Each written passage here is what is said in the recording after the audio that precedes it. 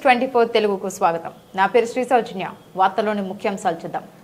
యాదాద్రి భువనగిరిలో కొలువైయున్న శ్రీ స్వర్ణ గిరీశుడికి అర్జిత సేవలు ఇకపై పూర్తి స్థాయిలో భక్తులకు అందుబాటులో ఉంటాయని ఆలయ ధర్మకర్త మానేపల్లి రామారావు తెలిపారు.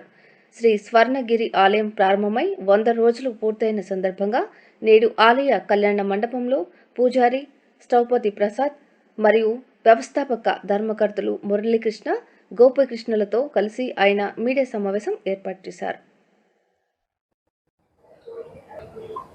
మరి ఉన్నతమైనటువంటి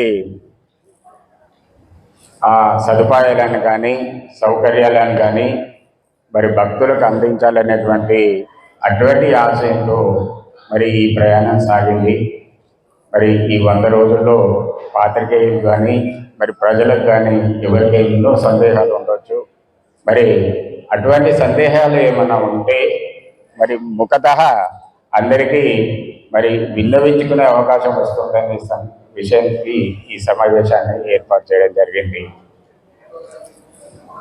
ఈ దేవాలయ నిర్మాణం జరిగిన సంగతి కుంభాభిషేకం అంటే 100 రోజుల కిందట అందరికీ తెలిసిన విషయమే. ఒక ప్రత్యేకమైనటువంటి కారణంతో ఈ దేవాలయం అనేది నిర్మాణం జరిగింది.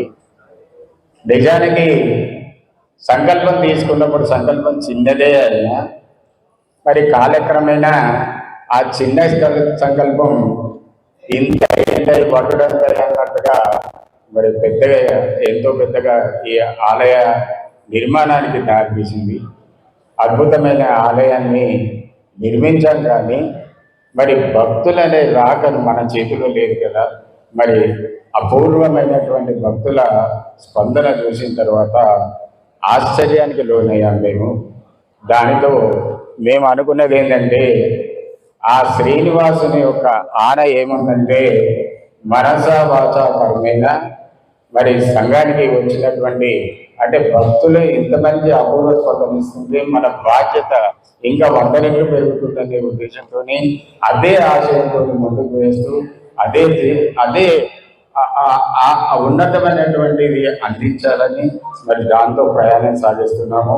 మరి దీనిలో ఎన్నో లోపాలు కానీ ఏదన్నా కానీ ఉంటే మరి సవరణ చేసుకోవడానికి మరి స్నేహితులు అంటే మిత్రుల ద్వారా ఏమన్నా ఉంటే మరి తెలుసుకోవడానికి కూడా ప్రయత్నం చేయడానికి సమావేశం ఏర్పాటు చేయడం జరిగింది.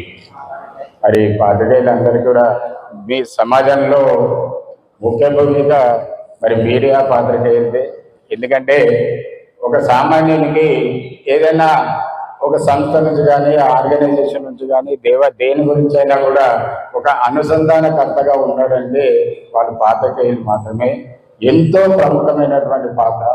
మరి వాళ్ళు ఏ విధంగా దాన్ని అంటే పెర్సెప్షన్ వాళ్ళు అనుభూతి చెందుతారో దాన్ని అదే విధంగా మళ్ళీ ఇంకో వాళ్ళకి ప్రజెంట్ చేస్తారండి. మరి దీంట్లో మరి అటు ఎటువంటి అనుమానాలు ఉన్నా కూడా నివృత్తి చేయాలనేటువంటి సంకల్పంతో ఈ సమావేశాన్ని ఏర్పాటు చేయడం జరిగింది. దయచేసి మీకు ఎటువంటి కూడా అనుమానాలున్నా ఏ ప్రశ్నలు ఉన్నా కూడా మీరు అడగవచ్చు. మరి దీనికి ముందు కొంచెం శ్రవణాచార్యులు వారి ఉపన్యాసం